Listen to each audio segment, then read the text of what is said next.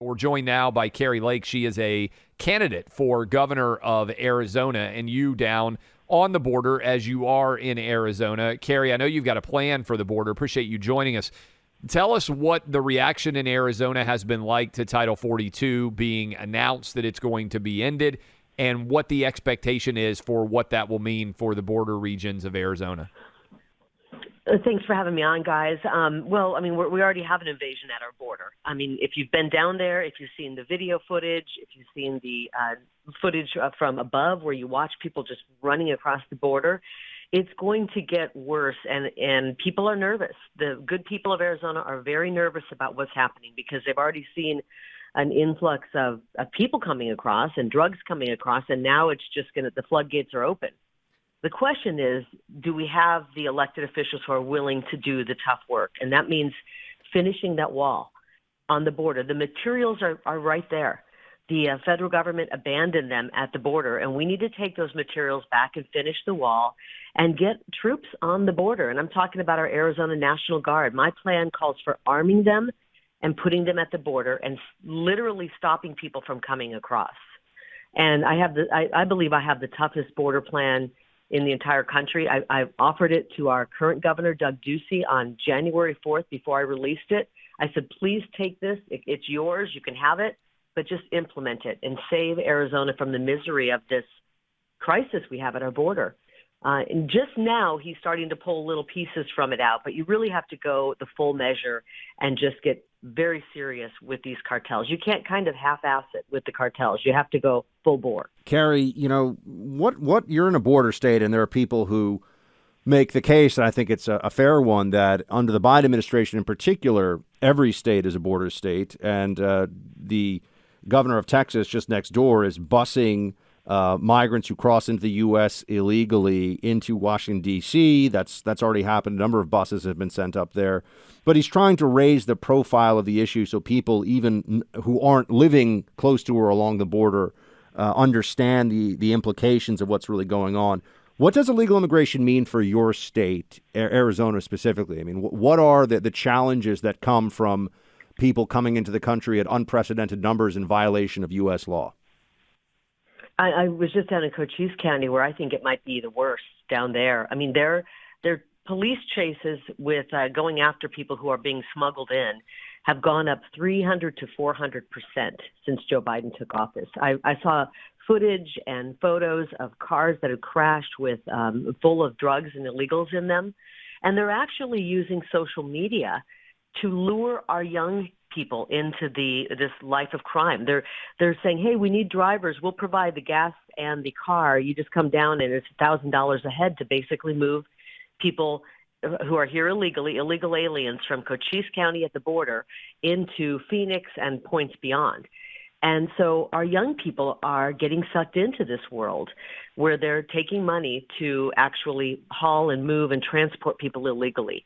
Not to mention the fentanyl, enough fentanyl pouring in to kill every man, woman, and child in this country 7 times over. As far as I'm concerned, that is a weapon of mass destruction, and we've got to start treating this as what it is, which is a war on America. They're trying to poison us, these aren't overdoses, these are poisonings. And that's coming in, that fentanyl's coming in from China through Mexico and being trafficked by the cartels. I was in North Carolina for the Trump rally. I'm a Trump-endorsed candidate. And they were chanting in North Carolina, build the wall. This is a 50-state problem. And this is why this election for governor of Arizona is the most important election in the entire country. If we don't get a strong governor in office here who's going to take this border seriously, then we don't have a country because we don't have a border. We can't lose another border state to either a rhino, which is what I'm running against, unfortunately, or a socialist Democrat, or we'll just have another California-style border here where it's wide open. Kari, you mentioned that there's a national interest in your local state election. That also means there's going to be a national overall storyline in 2022, and that is a referendum in some way on Joe Biden. What are you hearing as you travel around the state of Arizona about Arizona voters' opinions of Joe Biden? Well, I don't know if you've been following my race, but we had a corrupt election here. Our election was stolen from the people of Arizona. Joe Biden didn't win this state. And everywhere I go, the people just as concerned about the border are concerned about our corrupt election. And this is why I'm doing so well in the polls, because I'm going to take on both of those issues. And stolen elections have consequences. When we put the wrong guy who didn't win in the White House and he tears back on day one a border policy that was effective. I remember I covered Arizona for 27 years. President Trump knew how to handle the border. Joe Biden pulled that back on day one, exposing us to drugs, crime, illegal aliens coming over. They're going to be taking people's jobs. They're going to be causing a strain to our system. And so broken election systems and stolen elections have consequences, and we're feeling it. People don't even recognize Joe Biden as legitimate. And when I'm governor, I'm not going to take orders from an illegitimate president who is hell-bent on destroying America. And I'm not going to let him take Arizona down with him. We're speaking to Kari Lake, candidate. Be sovereign and protect. Oh, sorry, Kari. just reminding everybody, speaking to Kari Lake, candidate for governor of Arizona. And Kari, just if you could, I'm sure this could be a much longer conversation, but you're saying that there was malfeasance, there was cheating. Let's just say you said there's cheating in the election as it pertains to Arizona. As you know, that is the left, the Democrats completely flip out about that suggestion. They say there have been multiple audits. They say that this is disinformation. They want to kick it off the internet. They want to kick it off of the social media platforms. What do people need to know about what we can, not what we think, what we can prove about what happened in Arizona? Well, I have in my hand right now the Maricopa County Forensic Election Audit. Now, we let the corrupt media try to lie about this, and they did a number. Whenever the media is screaming about something and saying, no, don't listen to that, it usually means the opposite.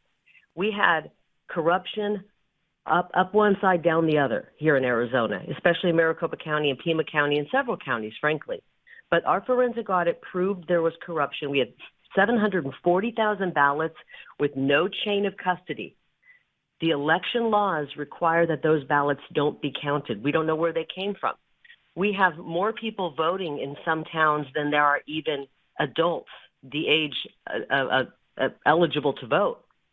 And this is happening all through Arizona. I could go on all day. 1 million election files were deleted the night before they were supposed to be turned over to our election audit investigators. That's a crime. Each deletion of each file, that's a crime. We have votes that were counted, 34,000 votes that were counted either 2, 3, or 4 times each. It goes on and on and on. And the people of Arizona know it. Unfortunately, the corrupt media is trying to squash this story. But we can't move on with all of the issues that we're facing with our energy crisis, thanks to Joe Biden, and our inflation because of Joe Biden, until we deal with the fact that our elections are corrupt. And that's why tomorrow I'm going to be filing an injunction, an emergency injunction to stop the use of these machines, these voting machines, the electronic voting machines where there's so many problems. I've worked hard as a candidate to try to bring honesty back to our elections. This isn't about Republican Democrats. This is about preserving our great country. And if we have stolen and corrupt elections, and if we allow that to stand, and if we don't do the hard work right now, we will not have a country. So our border and our elections are critical. Without honest elections and secure borders, we don't have a country. How confident are you, Kari Lake, we're talking to her, Arizona candidate for governor Republican. How confident are you that the 2022 election will be reliable in the state of Arizona? Well, I'm not 100% confident. Otherwise, I wouldn't be getting involved in, filing injunctions and doing everything I can. However, because we in Arizona know what happened, the patriotic people of Arizona, we know where they cheated. We know how they cheated with these outrageous dumps of mail-in ballots in these, frankly, unconstitutional drop boxes. We're going to be extra vigilant. We're going to be watching, and we'll do what we have to do. We're going to get trained to go to the polls and be poll watchers and poll workers, and we're not going to allow them to steal this. But I believe we're going to have to win by a mile in order to eke out a 1-inch win. And that's why it was so obvious, the cheating with President Trump, because he won in such a landslide. There was such huge support for him in Arizona that it really exposed where they were corrupt and where they cheated. And unfortunately, we had weak leaders who watched the corruption take place, allowed for it to happen under the guise of COVID, and then they certified a corrupt election. And now we have to do all this work, and people say, just ignore it, it's too chaotic. They caused the chaos, and now we've got to dig through it and repair it, because we can't, as a country, go forward if we have dishonest, corrupt elections. We won't have a country much longer. Candidate for governor of Arizona, Kari Lake. Kari, thanks so much for joining us today. Great to talk to you, as always. Thanks. Thanks for having me on. And please go to my website, karilake.com, and see where I stand on the issues. If you want to make a donation, I'm being funded by the good people of Arizona and not the swamp. All righty. Thanks so much. We have a fantastic guest, an expert, in fact, to join us now. Dr. Nicole Saphier, a full-time practicing physician here in the New York City area where I am. She's also a Fox News contributor and best-selling author of Make America Healthy Again and Panic Attack, Playing Politics with Science in the Fight Against COVID-19. Dr. Saphier, first time on the show. Thanks so much. Hey, thanks for having me. Looking forward to it. So what is your feeling on the back and forth now on the plain mask mandate, and also what is it with all these epidemiologists who are wearing loosely draped cloth masks on their faces in the airport and thinking that it's some kind of protest? Yeah, it's really, to be honest, we laugh about it because it is such a disgrace what is happening right now in the back and forth. But, it's really quite devastating in terms of public health and just our overall trust of our public health entities. Pre-COVID, I would say that I was a huge supporter and proponent of the CDC and FDA. And unfortunately, as we have seen throughout the course of the last 2 years, the political nonsense that's happened, the big issue with masking, it's divisive, undoubtedly.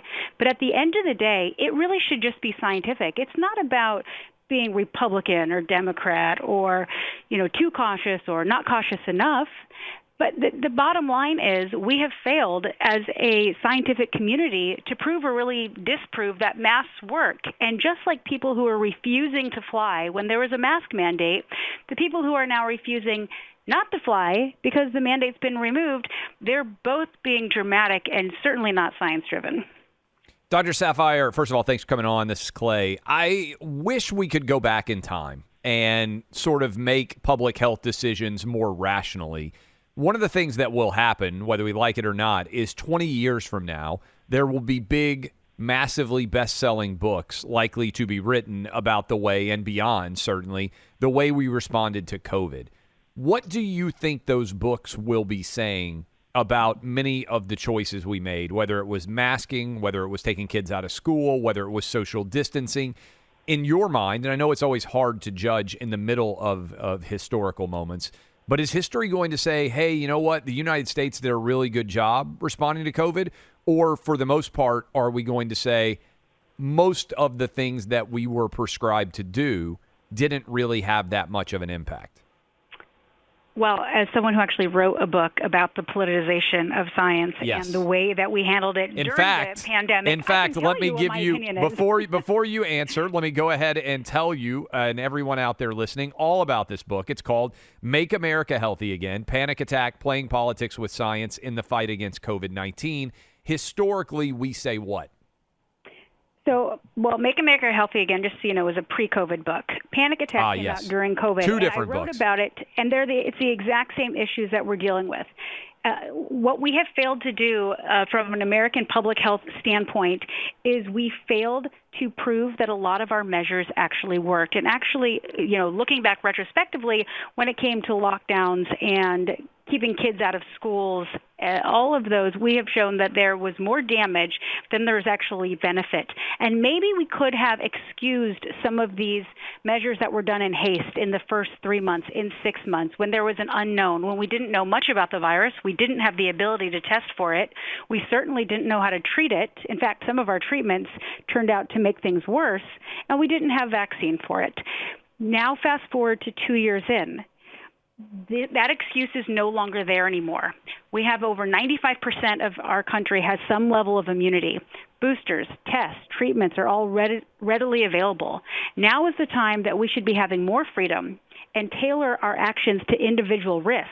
These blanket universal mandates have no place in the United States anymore. And the biggest fumble, in my opinion, when it comes to how we responded to this pandemic is how we are still continuing to fight to keep some of these mandates, which have proven over and over again that they did not work. Dr. Saphier, one of the troubling realities of the pandemic this whole time, and in terms of the conversation about it and the policy discussions, has been the number of doctors that, Clay and I both have this experience, who reach out or have been reaching out now, going on 2 years, saying, I know that this policy is counterproductive, or I know that what Fauci has said about this is untrue, but I don't want to lose my medical license, or I don't want to have my peers or even my hospital, let's say, if you have admitting privileges, turn against me publicly. Do you feel like that is changing? Because I'm surprised at how few doctors are willing to come out now. I mean, obviously you do, but how few doctors are willing to come out and say, a lot of the medical establishment was wrong, owes an apology to the American people, and needs to come clean about what was right and what wasn't. Well, more than 2/3 of physicians in the United States are employed by someone, and that person that employs them tends to be a large entity full of administrators who really kowtow to a lot of political movements. And unfortunately, we did allow a lot of political intervening in healthcare from when they restricted the elective surgeries in the beginning, which resulted in people dying, as well as, stuff that we've seen with the Affordable Care Act, which have allowed them to just completely destroy, in my opinion, the American healthcare system. What has happened that is physicians all of a sudden were told that they weren't allowed to prescribe certain things, go way back when to hydroxychloroquine, because that became so politicized. But it wasn't so outlandish to think that someone may try hydroxychloroquine for this new illness that we had no means of treating. We had pre-existing data that hydroxychloroquine did have some antiviral effect, and actually it had been studied in the original SARS virus. So for people to say we have no way to treat this virus, maybe we just try them with a long-standing, well-known hydroxychloroquine. Whether it works or not, we don't know yet, but there's always a risk versus benefit. But because President Trump touted it, all of a sudden physicians were told you are not allowed to prescribe that medication. Ultimately, the data showed that that medication really didn't, work as well as many of these other treatments that we have now for COVID-19. But at the beginning, we could have at least tried. And now, we dealt with that with the ivermectin. And also, we're dealing with it. Look at New York and New Jersey, where the governors of the states have said healthcare workers have to be boosted. Forget just the vaccine mandates. They have booster mandates for healthcare workers. And if there's a medical exemption where the healthcare worker doesn't get the booster, they have to be tested weekly. Well, I can tell you what's happening right now in these healthcare institutions. You have non-boosted employees who are having to cover shifts for boosted employees who have COVID. So as soon as the vaccines and boosters stopped preventing infection, and their main role was to decrease severe illness and prevent people from being hospitalized, these mandates should have gone out the window. But unfortunately, they couldn't let it go, and they've continued to push them, and we have seen healthcare workers as well as first responders lose their job over anti-science mandates. Dr. Saphier, one of the moments when you mentioned early on, maybe in March and April, people are listening to the quote-unquote experts. For a lot of people listening to us right now, that ended when all of these same experts said, yes, we need to have lockdowns. Yes, we need to have people social distancing.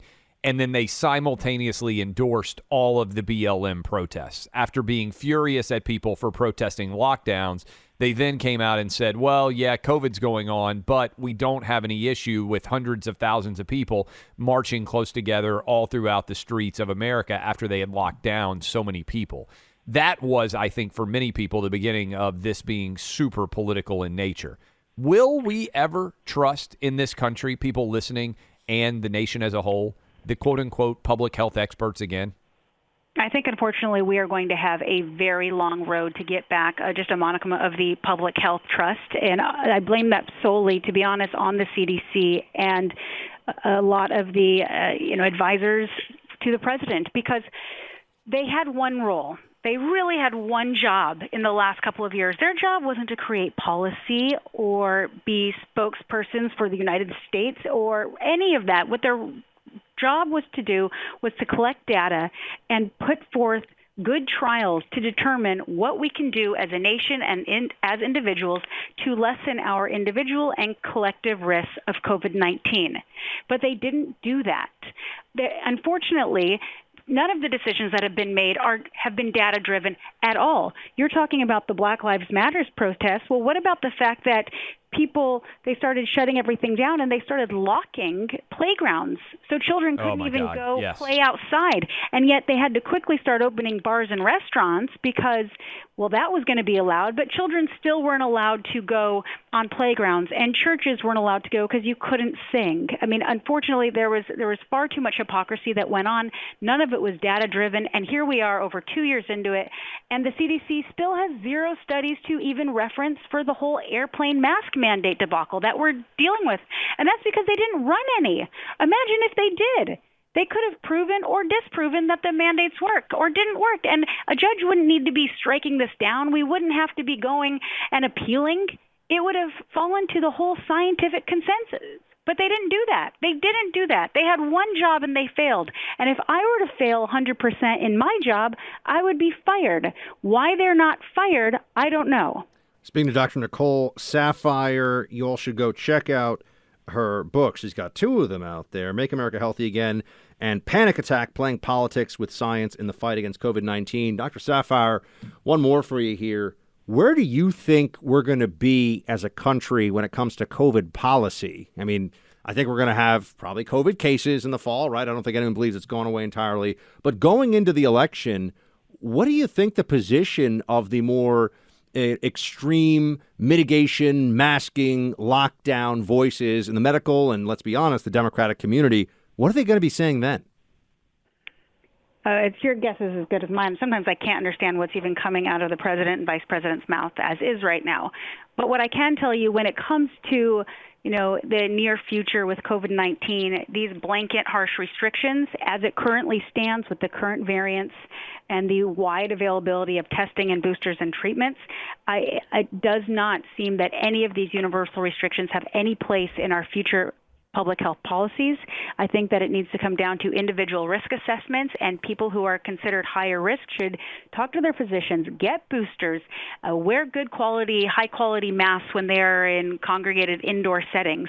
But for the rest of the population, especially those with hybrid immunity where they've been vaccinated or boosted and have already recovered from COVID-19, there's ample data that demonstrates that that's very strong protection. And if you want to get stronger protection, get a booster. It's all risk-benefit. We cannot live our lives without risk. If we spend every day avoiding risk, we are risking not living our lives.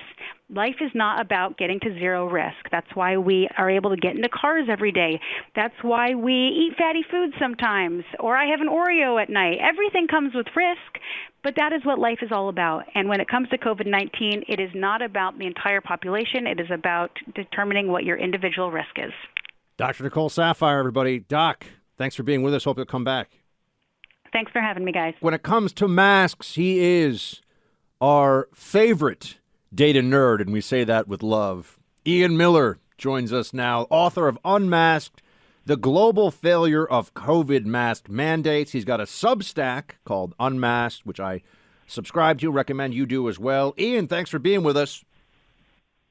Thanks so much for having me. So you share these great graphs and charts, and you share the data in almost the same way that Libs of TikTok just exposes what is for people to see themselves on the left. You share the data that is, so people can understand, or that are, so people can understand that it's very clear at this point that mask mandates do not work. Just wondering what you think of Philadelphia is done with their mask mandate. LA's putting one in place. Fauci says the court shouldn't weigh in. What is the data telling us about all this? Well, Philadelphia was a really fun example because they ended it after 4 days, and the mayor tried to take credit for hospitalizations dropping and cases leveling off in 4 days. After we've been told for 2 years that it takes 2 weeks to show any benefits. That was pretty encouraging to me, actually. It seems like people were pretty upset by it, and there was a lot of pushback, and hopefully that's the trend going forward. LA is I'm completely unsurprised that they are going to continue masking in transit and other areas. It's just been one of the areas that's been most devoted to masking, which makes sense because the LA's numbers have been some of the worst in the country and worst in the world throughout the pandemic, despite their dedication to masking. And obviously, we know Fauci's never going to let up on continuing to push for masks. It's always going to be too soon for him, and despite all of the data showing that it's made no difference. Ian, you've done phenomenal work, and I appreciate you making the time to come on with us. Where does this go? I got asked this morning, we do an Outkick mailbag. Somebody said, why would they be appealing this decision? Because they had the opportunity to just say, hey, that's a crazy Trump judge down in Florida. Their base blames her for changing it, and they can kind of follow in the wake of her opinion and allow this to change, which seems politically palatable to them because it then allows them to say, hey, this is over. What are they doing? What's the plan here? Yeah, I think, my concern is that they're doing this to try to maintain the authority that they thought they had to mandate masks on planes and buses and other transit. I think it's kind of the fact that they didn't try to get an immediate stay shows you that they're not too dedicated to actually fighting this. I think they're kind of trying to have it both ways, where they can signal to their base, the people who want masking forever, see, look, we're appealing, we're going to fight this, and then, but also not, kind of anger voters and other people who have just been fed up with it. And we're so excited as we saw these videos of people on planes and so excited to take masks off. I am concerned that they will try to bring it back in the winter, especially in places like New York City, Los Angeles, Chicago, and elsewhere. But my hope is that this appeal is kind of a half-hearted attempt that doesn't really go anywhere. We're speaking to Ian Miller, author of the book Unmasked, The Global Failure of COVID Mask Mandates. Ian, one thing that I have heard, and actually you've heard some of the advisors to the Biden White House on COVID start to say, is they go, okay, so fine, cloth masks don't really work. I mean, they always leave a little bit of hedging, like don't work as advertised or don't work. From the data that I've seen, a lot of it, by the way, is stuff that you've been sharing publicly. Cloth masks don't work, period. Like, don't work to stop COVID. There's no percentage that you can actually even prove, 5%, 10%. But then they'll say N95s. And I worry that we may go through, because you brought up this will come back, and I completely agree with you, the Biden administration wants the power to reinstitute mask mandates, even if they don't do it now, because they may want to do it in the future. But I worry that we're going to go through what Germany did, right, with N95 masks. What, as the mandate, what does the actual data tell us about N95s? Are they 10% effective, 2% effective, 50? You tell me. Right. Well, in theory, they would be the most effective masks, but in order for that to be possible, they have to be fit tested to every individual person. And obviously, you can't reuse the same mask over and over again, and, which is obviously what people do in the general population. So what we saw in Germany and in Austria, where they've had N95 mandates, is that their numbers have skyrocketed in every metric, cases, hospitalizations, deaths. And they've far exceeded other parts of Europe that don't have these kinds of mandates. So, again, in practice, I think it's a 0% benefit. I do these comparisons with Germany and Sweden, where obviously in Sweden, hardly anybody, if anybody, is wearing a mask, and N95s are not mandated. And their numbers have been better than Germany for during this entire time period where Germany's had these very strict, high quality mask mandates. So again, just as with all the other types of masks, every time that you do these comparisons, there's 0% benefit. There is no benefit whatsoever, and it's kind of ridiculous they keep pushing for it.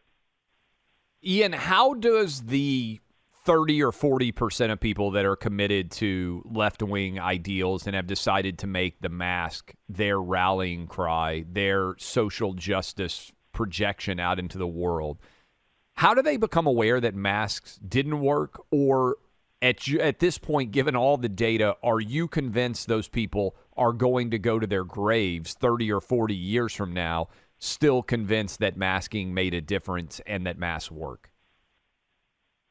Right. I'm very concerned that it's the latter. I think that, they're going to kind of get their information exclusively from, as you say, kind of liberal media outlets who have kind of maintain this fiction. I think maybe the further away we get from March 2020, there might be some more intellectual honesty that creeps up, and some of these people might start to kind of turn around a bit. But, I always call it the believe in science crowd. I see those yard signs that say, in this house, we believe in science. Well, if you say you believe in science and then Dr. Fauci says, I am science, I represent science, you kind of have to listen to what he says, right? And so I think it's very hard to get those people to kind of understand and accept the reality that it hasn't mattered and hasn't worked. And there are, I think there's going to be a certain segment of the population that just never can accept that and come back. And it's really kind of depressing to think that they've been lied to and misled for so long, and they're not really ever going to accept that. CDC's own databases and other places that we're all supposed to look at as where these numbers are stored. I'm just wondering, do people, do the blue check MDs, you've probably seen some of them saying, I'm going to triple mask forever, you're never going to stop me. And it's amazing to see how many epidemiologists are apparently 8 times boosted and have 7 Ukraine flags in their bio. If you spend enough time on social media, you'll see this.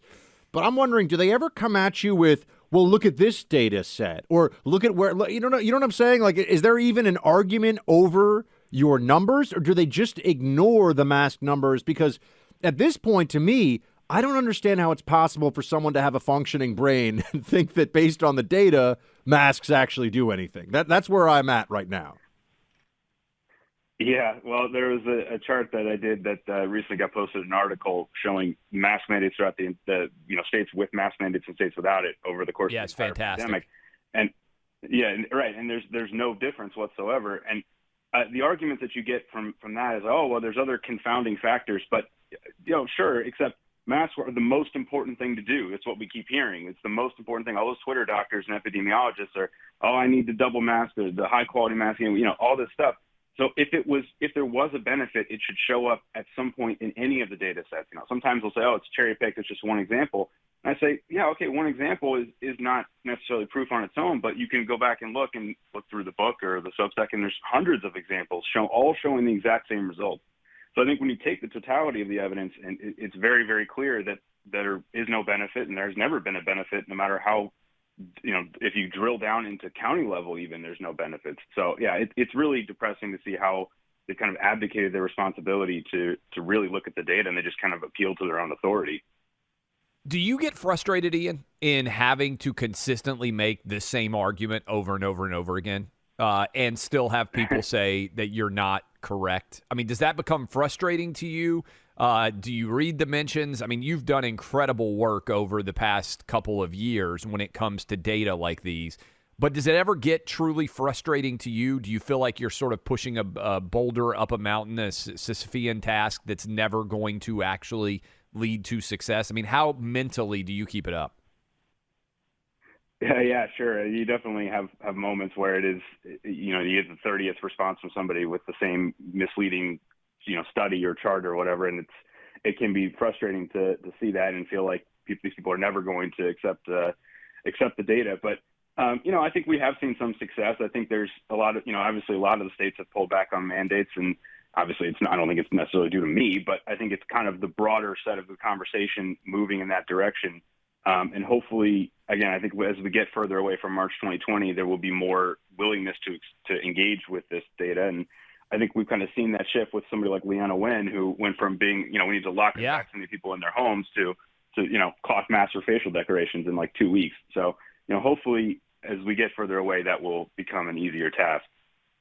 He's done fantastic work. Trust me, guys. Go follow him on Twitter at IanMSC. He's the author of Unmasked, the Global Failure of COVID Mask Mandates. His Substack is Unmasked. Thank you for the time, and thank you for all the work. Well, thank you, guys. Really appreciate it. At IanMSC, serious. Go follow him and share some of those charts, because sometimes those can be more effective in making the arguments against masks than anything else you could do. At IanMSC is his Twitter handle. We are joined now by Stephen Miller, former senior advisor to President Trump, also the president of America First Legal. And before we get into the crazy, awful situation at the border, also, to my understanding, you are a Cobra Kai fan as well. How would you assess the show overall? It's the best show on television. And I don't only just say that as somebody, even though the 80s was already halfway through when I was born, I still think of myself as a child of the 80s because I had a good family that pumped me full of 80s entertainment well through the 90s. You know, my favorite films growing up, Ghostbusters 1, Ghostbusters 2, Back to the Future, Indiana Jones, you know, all of the great action, adventure, comedy films of the 80s.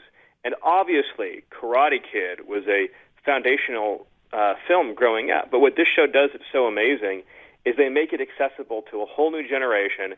It has family values. It has good versus evil, right versus wrong. Totally awesome karate. I mean, what's not to love? It is pretty fantastic. Got a good All right, movie list serious, there, too. Yeah, Buck likes it, too. Great 1980s movie list. You heard Biden yesterday, I think it was, or the day before, totally bungle an answer about Title 42. He conflated it with the mask mandate on airplanes. Who's making the decisions in the White House as it pertains to anything at the border? Because I think it's clear it's not Biden. No, it's clear that it's not Biden. That doesn't, of course, absolve him of moral complicity in all the decisions that are being made in his name. But the decisions are clearly being driven at the staff level by anonymous mid-level staffers, both within DHS and inside the White House, probably the Domestic Policy Council, which, for those of you who don't know, the White House is divided into three policy councils: the National Economic Council, the National Security Council, and the Domestic Policy Council. And it's the latter that tends to drive immigration policy. And so you have a lot of radicals, people whose names are unknown to the vast, vast, vast majority of the country, who are living out their open borders dream and are playing with the lives of millions and millions of Americans, their well-being, their financial security, their kids' education, and in many cases even, you know, the possibility of death, whether by a criminal or through drugs. And it's really scary to think that all this is happening and the commander-in-chief doesn't even know what Title 42 is. Stephen, how do you think the Biden administration is going to react, given that now you already have essentially any Democrat in a race that people are still deciding, right? So in any state, places like Arizona, for example, Nevada, where there are some important Senate races underway, even some Democrats are saying, this is going to be a big problem if we have unprecedented numbers of illegal migration across the southern border. So they know they've got an issue, and politics will move Democrats, right? When they want to avoid political backlash, they'll do something. But what is that something in your mind? What are they going to do? Are they just going to process people into the country more quickly so we don't have those videos of what we saw, for example, last summer with 15,000 or 20,000 mostly Haitian migrants all camped out at the border? What do you think their move is going to be here so we can anticipate what their play is? So right now we have already, 220,000 people arriving in the month of March. So these numbers are already significantly higher than they were during the time period when we saw the images of overwhelmed Border Patrol stations, of massive migrant camps, and everything else. So their whole strategy from the beginning has been to accelerate the conveyor belt of illegal immigration into the interior of the country, move people more quickly out of Border Patrol or ICE custody to the city or destination of their choice. So they're not going to change. That's going to continue to be the strategy. So when you hear people talk about plans for dealing with the surge, when you hear Democrats use the phrase of we need a plan, we need to have a plan, more details, whatever it may be, what they're talking about are buses, cots, tents, all the things that you would need to take human beings and move them further inside the country. The word that you will never hear, including from the lips of any Democrat, is the word deportation, which is the only word that matters in the context of border enforcement. We used to, of course, understand this. Even during the Clinton administration, this was something that was understood by pretty much all Democrats in Washington, which is that border security is impossible without deportation. That's the whole enterprise. And so when you hear Democrats like Mark Kelly or Joe Manchin or John Tester say that, well, I have some concerns about what's happening with respect to the border and Title 42, it's all meaningless, because unless and until Democrats are willing to actually break ranks with the open borders activists in their party and say, we need Joe Biden to begin the mass deportation of all people crossing the border, then what they're really trying to do is have it both ways. Get a Politico headline saying, oh, look at me, I'm going to have daylight between me and Biden. While at the same time being able to reassure their activists, oh, don't worry, Mark Kelly doesn't want to deport anyone. He just wants more facilities and more planning and bigger buses. And that's one of the reasons why it's so important to kick all these Democrats out of Congress. Stephen, we're in a situation now where the Biden administration is appealing to the 11th Circuit and arguing that people need to continue to wear masks on airplanes because it's not safe for them to otherwise be maskless, while simultaneously arguing that Title 42 needs to be removed at the border because COVID is no longer an existential or immediate threat. How do they reconcile those two? I'm sure Joe Biden can't answer that question, but it seems like an impossible question for almost anyone to answer. How would you address it? Well, as it so happens, my organization, America First Legal, just today joined with the state of Texas. We're serving as outside counsel and filing a lawsuit to block the suspension of Title 42. And the issues that you just raised, the fact that the government is still carrying on all these other mandates and restrictions, significantly undercuts their arguments in court. But there's an even more fundamental principle at play, which is that we as American citizens have the protection of our Constitution and basic civil liberties that cannot be overridden in any context or setting. Foreign nationals seeking to enter the country illegally do not have the right to carry any disease to infect any citizen under any circumstance. In other words, there's not a single American citizen who should get any illness, COVID or any other, at any point in time because somebody broke our laws to come into the country illegally. And so this is a case in which even if COVID was ceasing to be a pandemic, there's still no reason for any American to get any sickness of any kind from an illegal alien. Stephen Miller, everybody, former White House senior advisor to President Trump. Stephen, one more for you before you head off to your weekend. Republicans are likely to take back at least the House and hopefully the Senate in the midterm election. What should now, I know Biden will be president, so they're not going to be able to pass anything for 2 years on immigration. But what should their pitch be to the American people of, when we can, we will do the following to secure the border and have a legal and orderly immigration system?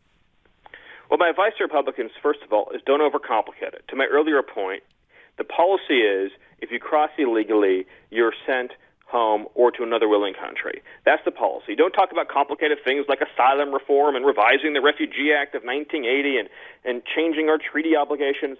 You cross the border illegally, you go home. That's the Republican policy. Second point, real quick, is that in the very first Homeland Security bill that is brought forward underneath a Republican Congress, God willing, and the Biden administration, they need to include a policy rider on that bill that shuts down catch and release along the border. It can be done in just a couple of very clear, crisp sentences.